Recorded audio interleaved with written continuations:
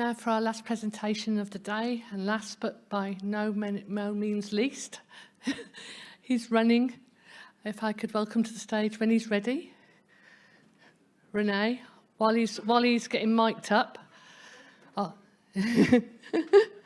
I'll just again, please, if you haven't filled in the membership survey, please do so. Really, your opinion counts. Is what you want to do, is not what we'd like to do, it's what you want to do.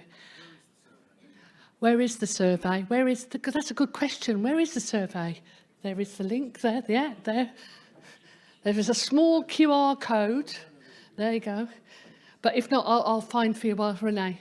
So, Renee, I'd like to welcome you to the stage for our last presentation, Mental Health and Workplace Culture in Tech. And I'll hand it over to you. He was fast. Faster than me normally. So, hello. My name is Renee. I'm not so famous like Inga. I'm working in our industry since 22 years, and in 2019 a friend of mine started to open Pandora's box. It was during NLNOC in Netherlands, in Amsterdam, and so his presentation, you will see, it was Eric Bays. He gave a presentation in 2019 about working in a toxic environment, to define what is a toxic environment and how you probably can survive it. Eric and me met the last time, it was CloudFest last year, 2024, in Rust in Germany. It's one of the biggest cloud fair in Europe. And then it was, you attended the right meeting in Prague? Yeah. So I had a couple of calls during the week. He attended the RIPE meeting, and then he came back home, and then he died. So he was a very good friend of mine. We had a lot of conversations about my life, about the life with my wife, and I have a long history. So I was also responsible in one of the companies I worked for roughly 180 employees. And at some point it was a little bit too much for me, and it was 2011 I tried to kill myself, to jump in front of a train, and one good person was pulling me back, and then I was staying around 9 months in a closed facility. It's also in Brandenburg State, outside of Berlin. And in 9 months I've learned a lot of things about life, a lot of things why you need to talk about pressure, why you need to talk about problems, and also why you have to protect your family. Sounds a little bit weird, but when you're unhappy at work, you're talking at home with your wife, with your family, with your friends, etc., etc. And the toxic environment from work is coming also to your private life. It happens to me. I was lucky enough to use the 9 months in the hospital to have a better relationship with my wife, to have a better relationship with my own mindset and my philosophy for how work needs to be done. And after Eric died last year, I struggled a lot of times. So he was always there when I had problems, or I faced or have seen any problems at work, too much pressure. You know me, a couple of other people knows me. I had an average every year around 200 days of traveling in different time zones, different countries, etc., etc. And since 4 years, I'm also a happy dad with a very cute daughter, and work is not everything. And after the information, when I was flying from Berlin to Istanbul to go to Malaysia, I got an SMS message from Eric, Eric's son, that Eric died. It was for me in a plane a very hard situation. Also for the next plane, it was a very, very hard situation for me.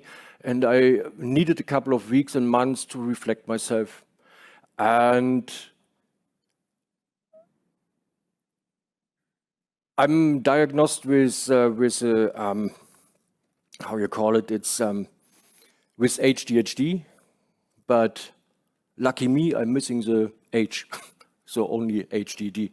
So I've very depressive parts in my life. When I'm at home, I'm completely for myself or with my family. I'm avoiding to get any visitors, or I have some time I don't want to see my parents. I'm very focused on my family, and I don't want to be interrupted in my house with visitors or friends. And after I came out with my diagnosis of HDD and also with ICD, impulse control disorder, which was very hard, and I got my pills, my medicine, and therapy for it. I have a complete different life. So compared to before, I'm avoiding socials. I don't need to go. So one of the reasons I arrived today and not yesterday. I try to avoid alcohol and all this kind of stuff, and arriving for international events like one day or the evening before event and leaving the last day of the conference to have more time in the future for my family. So that's my new focus.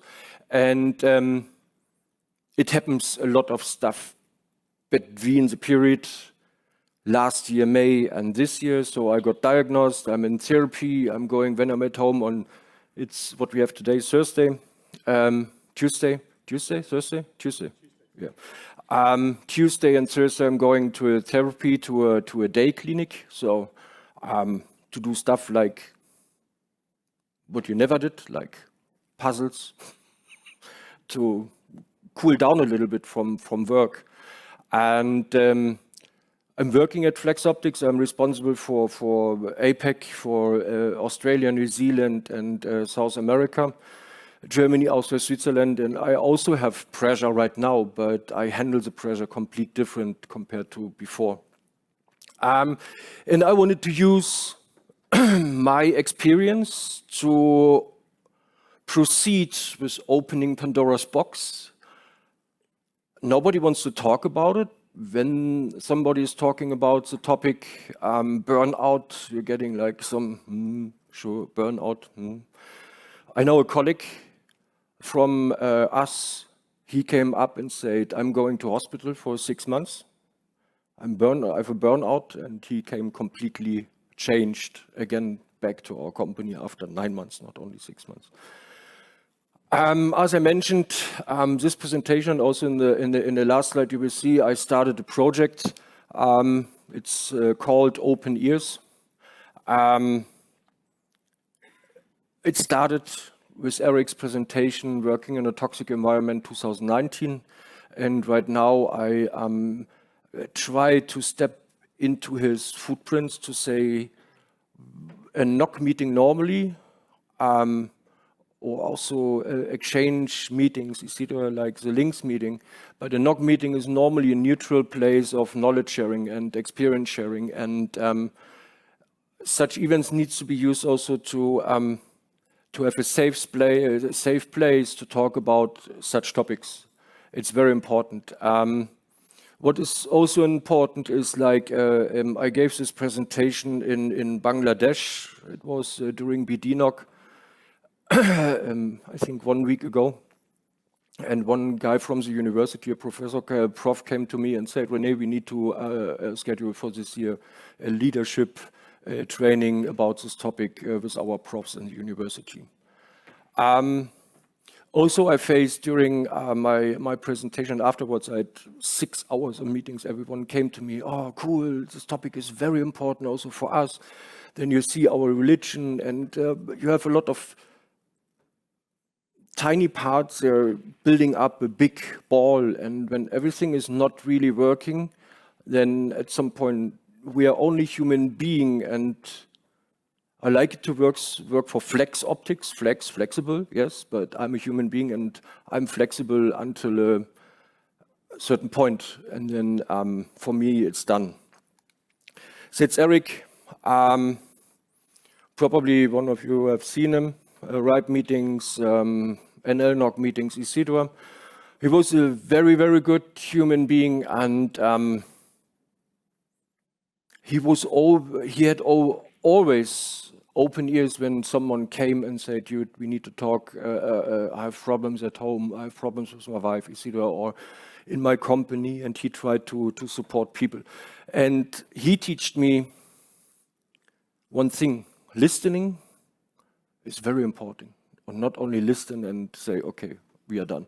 It's like listen to people, to colleagues, and do something out of your gut for information.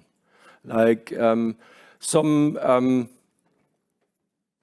employees, when you're a leader or when you're C-level, you have employees or teammates coming to you and telling you something they're not happy about. And when you're not changing, then you're almost starting to build up a toxic environment. What is toxic? This is not deciding the manager, this is deciding the human being who is confronted with the situation. Short information to me, as I mentioned, I'm working for Flex Optics. I'm also chairman of the Global NOC Alliance, so we're supporting a lot of NOC meetings globally. I co-founded also, it was my last presentation, the project Keep Ukraine Connected to support network operators and network engineers in Ukraine doing the VARs. It's an ongoing and still ongoing project. We are delivering also every month switches, fiber splices, fibers to optical fibers to Ukraine. Founder of Open Ears. It's nothing really public right now, so I'm talking about later. I'm board member of the ORX. So normally Inga is my travel mummy since ages. She is looking to me and saying, "René, please keep the social, you know." Or Fergus, "Boys, please behave." Everyone knows me, so I founded also a couple of other stuff. At some point, I founded DJs in Tech. So each of the events have like a social event. So I found a couple of DJs, Otto Rosas, Ernest from right now, UN, Mark Tinker from South Africa, ex-Ecom. So everyone was playing music.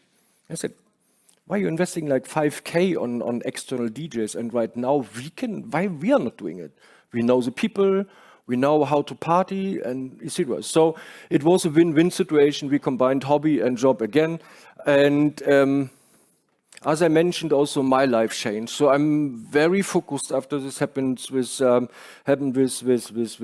Eric. It was like a complete break in my line of communication. I don't had anybody in my circle with a high level of trust. I can talk about depression, about ADHD or my impulse control disorder or how to handle. But 4 years ago, I had my first trip to Bhutan. We supported BTNOC, it's a Bhutan Network Operator Group meeting in Bhutan. Happens 1 year in Thimphu, then going to Paro, so moving between two the booth cities, and we're doing fellowship sponsoring. So like we're giving a NOC meeting money to make sure students or people that are interested in our network engineering world wants to attend a NOC meeting, but it isn't possible, they don't have money. So we make sure we have from remote regions the possibility to make sure we can have attendees like students from universities or schools on a NOC meeting, and we cover the costs for train, bus, accommodation. They're getting like hand fee $50 for a week to buy anything or whatever. And I found my own way to cool down a little bit. So I started with meditation, and I tried also yoga, but yoga, I'm getting old, is not for me with all this, especially in the morning. I'm not a morning person, so I'm perfect with meditation. So right now I'm doing per day 1.5 hour meditation, morning, lunchtime, and then also in the evening. And it cools me down. So when I'm stressed, I'm meditate, and then I don't care on which place it is or whatever. As I mentioned, Finally, I got diagnosed, so with HDD and ICD, impulse control disorder. The impulse control disorder was, Inga know it, it was like when your mouse is faster than your brain, it's not every time a good situation. So sometimes you need to think about what you're talking, and especially when you have management meetings, it makes sense. But from time to time it was. But my boss, Markus, was supporting me to get diagnosed, so he supported me with offline times. So it was possible for me to skip travels to have the appointments in the hospital. And yeah, right now I'm quite happy. I'm also quite happy to have like people coming after my presentation. It's not perfect, the presentation. It's I add after every presentation new meat to say, okay, that's new thing. And yes, why I'm dealing with the topic already clear. I have the experience with the toxic working environment. Also, I have to say, in my old, when I was responsible for this 150, 180 employees in sales, I prepared also a very toxic environment. We was a US-driven company, and the US guys said, okay, dude, you're a sales director for Germany, Austria, Switzerland, and US. And that's our US KPIs. And everyone needs to reach, or they're getting less money. Sometimes this works, but sometimes it doesn't work. So especially in Germany, and yeah, I had a quite high turnover rate, and this is toxic for everyone. It's a disrespect sign for human beings. It's only a personal number. We call it in Germany, it's a personal number. Personal number 350, please leave. Then you hire 351. I have experience from both sides, survive and also from prepare a toxic environment. And as you have heard, I want to share my experience. It doesn't make sense to talk about theory or something what I've read in a book or whatever. I want to bring awareness in our industry to say, as I mentioned in the beginning, all internet-related meetings needs to be a safe space for every topic. And this topic, like toxic environment,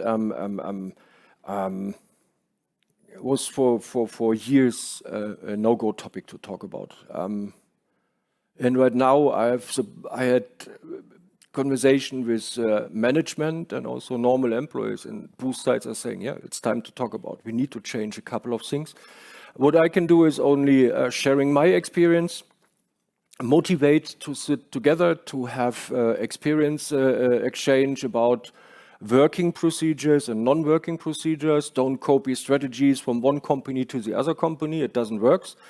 And open ears, it will be a neutral platform to make sure when you're running and working, or when you're running straight into a toxic environment, when you have the feeling you're working in a toxic environment and you need help. I'm building in the back a platform.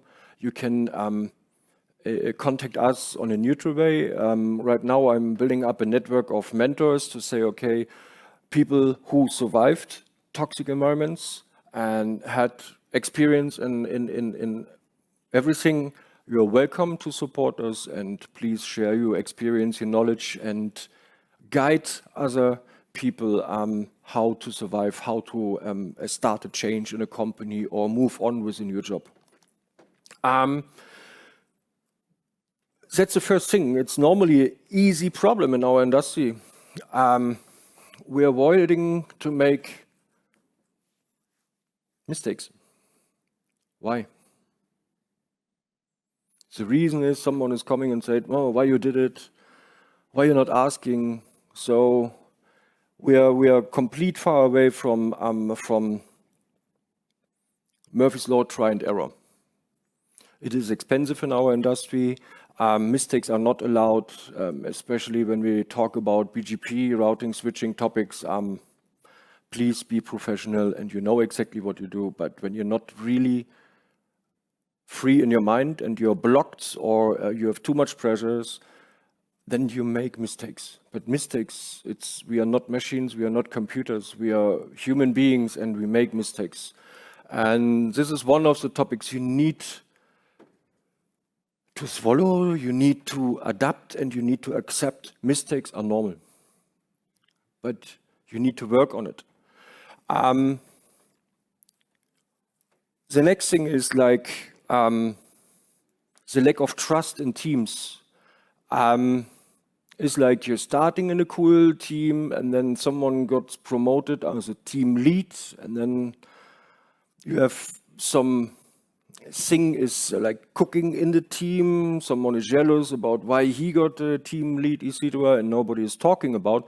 We had this also at Flex Optics, it was before COVID, with our customer service team. And what I did is like, we are working with a knowledge database, Confluence. I prepared a closed site with restrictions and I prepared a wall of shame. Sounds a little bit weird, but I wasn't involved in the customer service team, but I tried to help a little bit. So everyone who had any problems inside of the team sent me an email with the problems. I put the problems onto the wall of shame without a name behind it or whatever. And then we scheduled a call and I was a mediator or moderator and we discussed line for line. And what you have seen is like the people have seen, oh yes, that's me behind this. You have felt it was so bad for you? Yes, and then you have open communication. And since then, they have their own communication platform to talk about problems inside of a team. And this is the most important topic, speak to each other. A lot of people are not speaking to each other about problems inside of a team. They're saying, oh no, it's okay. And no, it's not okay. When you not speak to each other, your colleague don't know your feelings. And when he don't know your feelings and he is pressing more workload on you, at some point you are breaking. Sorry, my voice is a little bit. What's the majority of stress? It's like a lot of people speaking today about burnout. But what is burnout? Do you know what is burnout? It's like feeling bad, not motivated to do anything. It's my feeling every time, every day when I'm at home. But I'm not burnout, it's my missing age, hyperactivity in my ADHD. It's like a burnout is like a summary of a couple of things. It's like you're burnt out, yes. You don't have motivation to wake up, you don't want to go to work, you don't want to see the team members, etc. But a lot of things happened before you can say burnout. And you had a lot of signs before you call it burnout. But nobody was listening or haven't seen it, all the signs. And this is a very important thing for the future. We need to be a little bit more aware about our teammates, how they're feeling when teammates are coming to the work and saying, oh, I'm not feeling really motivated. Yo, what's up, man? Yeah, my wife, my daughter, you know what I mean? It's easy to have a chat about it, and it helps, it motivates, and also the team building is also better. That's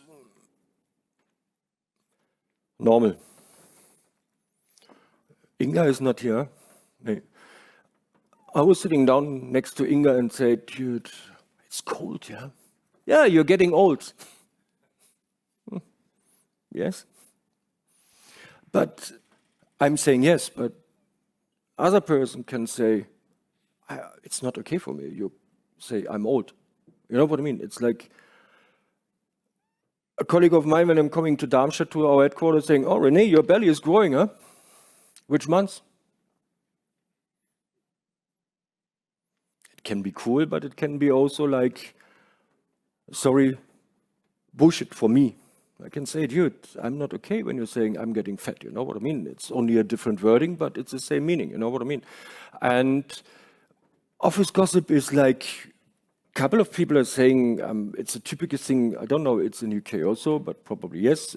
People met at a coffee machine and talking about people in a company and teammates. Yeah, you know, he was yesterday on our party, and today we needed to start early, but he came 2 hours after us. It's not okay. It's office gossip. It's not. It's not healthy. It's not. It's not okay.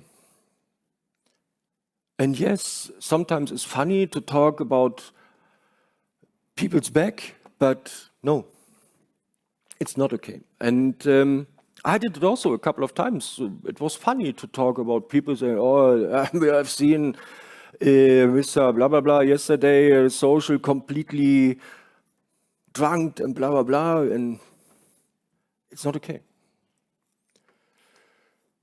High turnover signals. This is what I mentioned before. When you have crazy KPIs, you need, and you feed your people, you feed your teammates only with pressure. They're breaking. You're breaking people. What I've learned in all the years in our industry is like, Inga knows my history a little bit also from an IXP perspective and then also from Flex Optics perspective. So I hired Porsche for Africa for Flex Optics. Then we hired first Miesta, then we hired Tashi for APEC. But what I did was like looking into talking to the people we are hiring. What is the knowledge? What is the level of knowledge? What you need? What I think you need to increase your knowledge, and then look what is possible. And when one full region like Africa is not enough for one colleague, then grow the region and then hire a second person possibly. It's the same when I see it. So we founded also a subsidiary at Flex Optics. It's Rabbit GmbH. It's our own IT company to make sure our infrastructures are high available.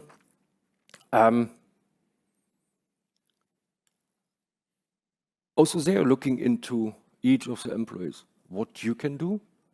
And yes, we need you also with, we call it very easy. It's like at some point you need to walk the extra mile, but without money. It's not a real motivation, you know. So we have a deal with our colleagues is to say, okay, when you're working or when you have overworking hours, you get a compensation on 3 days or whatever. It makes more sense.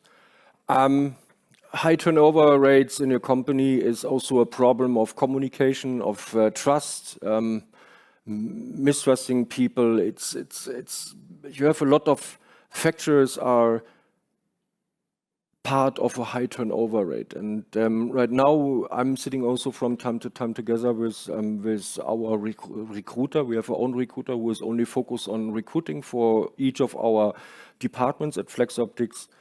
And he learned also to sit down with the people from the departments to know exactly what we are looking for people. It doesn't make sense. He is hiring people, but they're not fits into the teams. That's the most important topic. Never or try to hire people that fits in a team. From the personality, from everything, from karma, from charisma, etc. It's very important. It's my experience. And then the team is automatically flowing. Toxic cultures. What is work-life balance? So it's a long way to find your own work-life balance. For me, it was like meditation, more focus on the family, cool down my travel amount. So right now I try to travel 1 week home, 1 week home, or 1.5 weeks and 3 weeks home. And when I'm at home, I'm not working. During the day when my family is around me. I've learned to have a block in my schedule to say, okay, when I've kicked out my wife, so we have a procedure. When I'm at home, my daughter and me are kicking out mommy for work. It's the first thing. Then we're going back, sitting on the couch and saying, so baby, what's the plan? Daddy, today I want to go early to the kindergarten. Okay, ma'am, no problem. Then I'm dropping my daughter at the kindergarten. Next day, I'm asking my daughter in the morning, oh, thanks, you are such a, you are married? Slightly. Slightly. I know, I've heard he is trying to fix things. I don't know, he is fixing your relationship or after this one. But thanks, Inga. Work-life balance. So next day I'm asking my daughter, hey, baby, what do you want to do? Daddy, I'm tired today in the morning. I think I want to have a additional nap. Oh, no problem. Couch. Boop. And we're sleeping until 10 or 11. I don't care. That's my work-life balance. I'm getting the flexibility. The reason is I try to handle my responsibilities for a company on a good way. When my daughter is around me or my wife is around me, I'm not doing any emails, I'm not accepting any calls, I'm not accepting any invitations for any calls like Zoom or whatever. But when both are out of the house, I can do what I want. Then I have blocks. So one block is like 7 o'clock in the morning till 9:30. It's like nothing, calls, no emails, nothing. Then I have a time from 10 or 9:30 to 12 noon. It's calls. You can ping me. I'm doing my emails, etc. All in, when I'm at home, I'm working. I shifted my working hours. So I shifted my working hours, main working hours to 7:30, 8:30 in the evening when both ladies are going to bed. I'm alone. I can be focused. And all in, I'm working only maximum 5 hours a day, and I'm more focused than I'm working 8 hours in the office. This is what I try to explain also to friends and colleagues I met during travels. Please do blockers in your schedule. It makes more sense to be. You can be, or you are more effective when you're working 4.5 hours instead of 8 hours or 9 hours a day, remote. And also this COVID with remote work killed a lot of things in our industry. No support. It's also one of the problems of remote workers.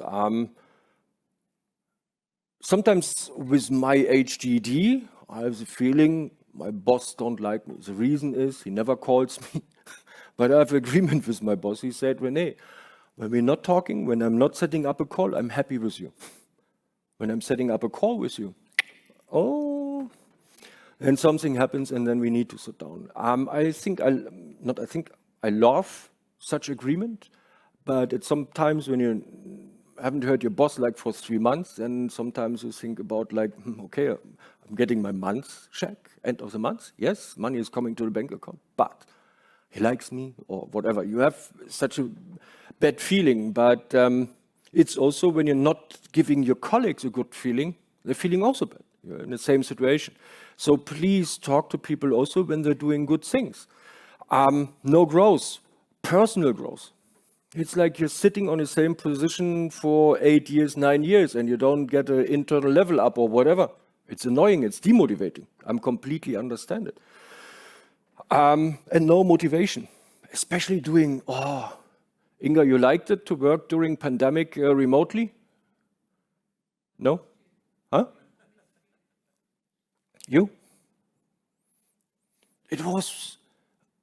We met us in Ethiopia, right?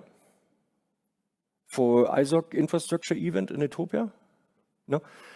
So we flew down to Australia, to Melbourne for Apricot in Melbourne, 2019. 2019 was it, yeah? 2019 to 2019 we started in March, right? With global lockdown. So then, 2020? In 2020. Time is flexible. And I like time traveling, you know what I mean? So APEC minus, and you know it better than me. So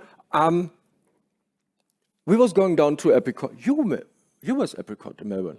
Also? I was at Manila. We met in Manila. So I was going down to Apricot. up to Manila, back to Ethiopia. Then I came back 8th of March to 20 exactly. Then we had a call and someone decided in our company, everyone needs to go home, work remotely. I said, why?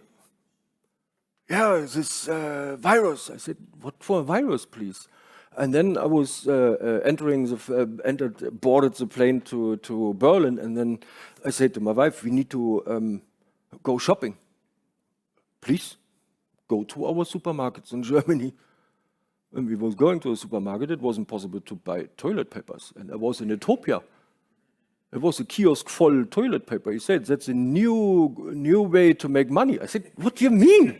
And then I completely understand what you mean. So, and then everything also happened at Flex Optics. It was like the people need to go out every morning. Like the first weeks it was okay. And then like after 4 weeks, you have had the feeling, okay, pyjama. And it was cool. So I've... a South African friend of mine was like, sent me a picture. Look, that's my outfit for conf calls: suit, tie, Bermudas. So, pandemic killed a lot of things in our companies, and I know a lot of companies are still in the same mode with remote working and not motivating people. When I started at Flex Optics, my bosses said, no remote work for our customers. So they need to go into your office. They're living here around Darmstadt, office. Right now we have 2 days they need to come to the office, and the rest of the week they can stay at home and work remotely, but with fixed times. But also when I'm speaking to my colleagues, is motivation is a lack right now, a huge lack since COVID happens. Lack of career support. So I'm stuck also 7 years on the same position with the same income, but I try to motivate myself. It's very complicated. Especially also in our team. So for us, it's very limited time we have traveled together. Inga knows the old times when we traveled together with a bunch of orange people to conferences. Right now we have responsibilities for regions, so it's it's not so often like before. It's like twice a year or 3 times a year we are traveling together. It's also a demotivation aspect for us at Flex Optics. For us, we call it evangelical opticians. Yeah, low moral. It's the same like low motivation from colleagues or bosses. Feeling bad for not performing. That's what I mean. What is the performance? What is the optimal performance? It's something what your boss is telling you, right? Right or not? Or you're saying that's my maximum performance? Normally your boss is coming or someone else from your company is coming, that's your maximum performance you need to reach. But it's not possible for everyone. I'm going back into my toxic environment I was creating for people. I was always a hardliner, so straightforward, never think about what you're speaking or afterwards. And I've learned one thing. One thing was like, you have no performer and low performer. You don't have maximum performer. It's always too low. But that's not right. You're not looking into the human being, what he can work. You have different personalities. Again, we are not machines. We are human beings, and everyone is different. Speak up. It's like a couple of analyzers said, okay, in our industry, 77% of our tech colleagues are burnt out, but not talking about, but still working. I have one rule in my life after my suicide attempt happens in 2011. I never want to work for a company again when I'm not motivated to work for. And immediately I moved to a different company when this happens in another company. but also it's you need to be ready to work on your environment. You can change your environment, and toxic, especially unhealthy or a toxic environment, when you're not in person, motivated or will to change anything, to stand up and say, that's not okay. Can we change it, or do you think you accept a different point of view or different option or whatever? I know a lot of people that are saying, oh, I'm okay, I'm getting my money end of the month, I'm okay, done, but I don't care about what happens. It's a lot of analysis I've got also from universities, but one is also very, very crazy for our industry. It's like, especially in the peering industry, I'm working since 2015. I never have seen so many people so fast moving jobs. And here's the proof. When they're not happy, they're moving. I'm not quite sure, or I'm absolutely not sure if a move out of a company and leaving a toxic environment or unhealthy environment as it is, or stand up and change it probably. It's up to everyone, but I think stand up, try to change it. It's a good option for everyone. Who else staying in the company and working, and also for new colleagues. What are effects? What I faced personally is like depression, absolutely low motivation to say, dude, I'm not motivated to do anything. I know a lot of colleagues have the same feeling when they're staying at home and need to work remotely and have no colleagues around. They're motivating him or her. The same is for the physical effects. For me, after over 20 years of traveling 200 plus days, also in my other responsibilities, is like very hard with 45 to say I need to have sleeping pills to sleep more than 6 hours or 8 hours. Without sleeping pills, I can sleep only 4.5 hours a night. I have permanent headache when I'm not swallowing my pills. And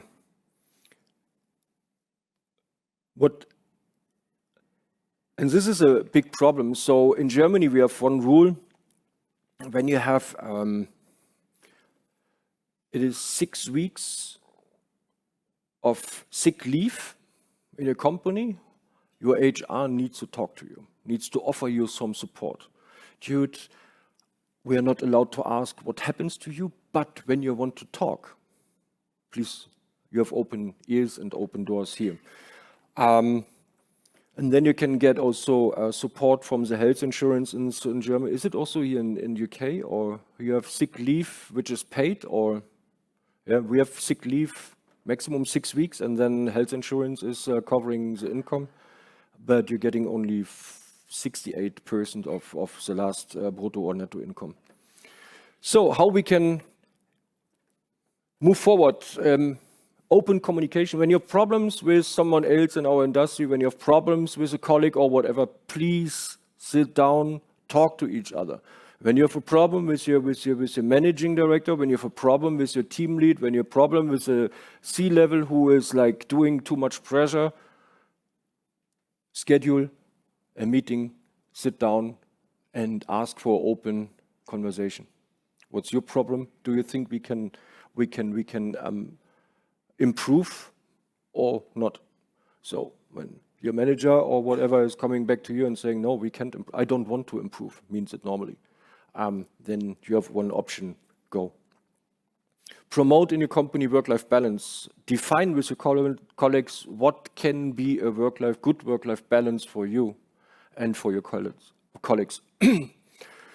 Implementing strong leadership training. It's like, I've seen people, they got promoted, and they lead for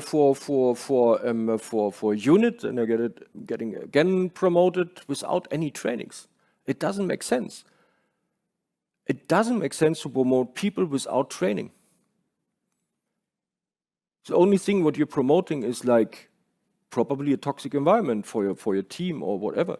The reason is he is going from a normal teammate into a management position, and management position means not only like KPI management, not only like travel management, not only budgeting, not only approving, not only vacation approving and all this kind of stuff. It's also people management. And everyone who is responsible for a team is a leader, and leader is not boss. Leader is like lead with example. And I want to lead with an example. I try to be a good person to my teammates and also a good person to customers. It's a very important point for me since a couple of years. I did the mistake. I was dictating.